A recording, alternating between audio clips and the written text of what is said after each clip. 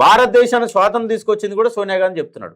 మరి ఈయనకు అసలు అంటే కనీసం మాట్లాడేటప్పుడు సబ్జెక్ట్ అన్న నేర్చుకోవాలా, ఏం మాట్లాడో తెలుసుకొని మాట్లాడాలన్నట్టు ఒక ధ్యాసన ఉండాలిగా.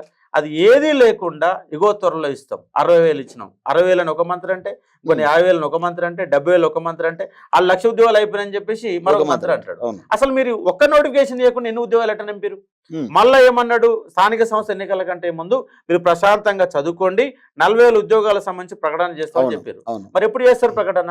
అది జనవరి 1 నాడు చేస్తారా, జనవరి 26 చేస్తారా, లేదంటే మేలో చేస్తారా? అసలు 2026 ఇస్తారా, అయ్యారా? 2027 ఇస్తారా, 28 ఇస్తారా? 40,000 ఉద్యోగాలు ఉంటే మరి అలా గ్రూప్ 2 ఉన్నాయా, ఎస్ఐ కానిస్టేబుల్ ఉన్నాయా, అంగన్వాడీ ఉన్నాయా, ఆర్టీసీ ఉన్నాయా, లేదా జేఎల్డిఎల్స్ ఉన్నాయా? ఏదో క్లారిటీ ఏది తెలియదు కదా. మరి ఏది తెలియకుండా విద్యార్థులు ఉంటే ఏం చదువుకోవాలి? నువ్వు తీరా నీ సీరియస్ చదువుకుంటా, రేపు గ్రూప్ 2 వాడు చదువుకుంటుండు, గ్రూప్ 2 ఉద్యోగాలు లేవు, మరి ఏం చేయాలా? ఎస్ఐ కానిస్టేబుల్ ఉద్యోగాలు లేవు, మరి ఏం చేయాలా? అంటే నీకు 40,000 ఉద్యోగాలు ఇచ్చే ఉద్దేశం లేదు, ఏదో గాలి కబుర్లు త్వరలో త్వరలో త్వరలో అని చెప్పేసి 2 ఏళ్ల కాలాన్ని వెళ్ళబుచ్చారు. 2 ఏళ్ళ 2 ఉద్యోగాలు. ఇప్పుడు మీలాంటి వాళ్ళు ఇంతగానం క్వశ్చన్ చేస్తున్నా కూడా ఎక్కడా కూడా కనీసం ఒక్క చోటైనా ఒక్క సందర్భంలో ముఖ్యమంత్రి నోట ఈ ఉద్యోగాల ప్రసక్తి వస్తుందేమో అనుకుంటే ఎక్కడ కనపడట్లేదు.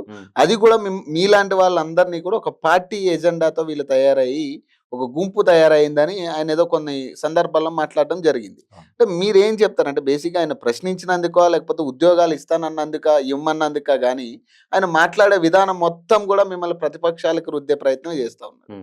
అంటే ఇక రేవంత్ రెడ్డి అంటేనే ఒక బూతు పురాణాల ముఖ్యమంత్రి అయ్యిండు. ఆయన మాటలు నేర్చిన చిలక అంటాం. ఆయన మాటలు మాట్లాడడం తప్ప ఇంతవరకు చేసింది అయితే ఏం లేదు. ఆ నిరుద్యోగులు అనే కాన్సెప్ట్ ఒక ఐడియాలజీ లేదు. అసలు తెలంగాణలో ఎంతమంది నిరుద్యోగులు ఉన్నారు, ఎన్ని లక్షల మంది ఉన్నారు, ప్రైవేట్ రంగంలో ఎన్ని ఉద్యోగాలు ఉన్నాయి, గవర్నమెంట్ రంగంలో ఎన్ని ఉద్యోగాలు ఉన్నాయి, అవుట్ సోర్సింగ్ ఎంతమంది ఉన్నారు, కాంట్రాక్ట్ ఎంతమంది ఉన్నారు, నిజంగా నిరుద్యోగులకు ఉద్యోగాలు ఇచ్చే పరిస్థితులు వీళ్ళు ఉన్నారా లేరా, జీతాలు ఇచ్చే పరిస్థితులు ఉన్నారా లేరా, ఒక క్లారిఫికేషన్ ఉండాలి కదా. ఏ క్లారిఫికేషన్ లేనటువంటి ఒక పనికి మాలిన ముఖ్యమంత్రి. దేశంలో 31 మంది ముఖ్యమంత్రులు ఉంటే ఎవరైనా మాట్లాడతారో ఒక సబ్జెక్ట్తో మాట్లాడు. ఎలాంటి సబ్జెక్టు లేకుండా, సిగ్గు ఎగ్గు ఏమి లేకుండా ఏది దొరుకుతుంది మైక్ నోటికి వస్తుంది, ఏది వస్తుంది మాట్లాడు అన్న ముఖ్యమంత్రి అన్న విషయం కూడా మర్చిపోయి మాట్లాడుతున్నటువంటి వ్యక్తి రేవంత్ రెడ్డి. రేవంత్ రెడ్డికి మించిన ముఖ్యమంత్రి ఇక దేశంలో ఏ రాష్ట్రానికి రాడు, మన రాష్ట్రానికి కూడా రాడు. అంటే ఇప్పటిదాకా కనీసం అసెంబ్లీలో చర్చకి రాని అంశాన్ని మరి మళ్ళీ ఇప్పుడు మీరు గుర్తు చేస్తా ఉన్నారు అసెంబ్లీలో చర్చ పెట్టమని. మళ్ళీ ఇప్పుడు పెట్టే పరిస్థితి ఉంటుందా? మళ్ళీ వాళ్ళు ఏదో నీటి హక్కులు అంటున్నారు, ఇంకోటి ఏదో మాట్లాడతానంటున్నారు, తర్వాత ఏదో ఇది మన కూలీలకు సంబంధించిన ఏదైతే జీరాంజీ ఉపాధి హామీ గురించి మాట్లాడుతా అంటున్నారు తప్పితే ఎక్కడ కూడా నిరుద్యోగ అంశం లేదు, రైతుల అంశం అసలే లేదు. సో మీరేం చెప్తారు దీనికి?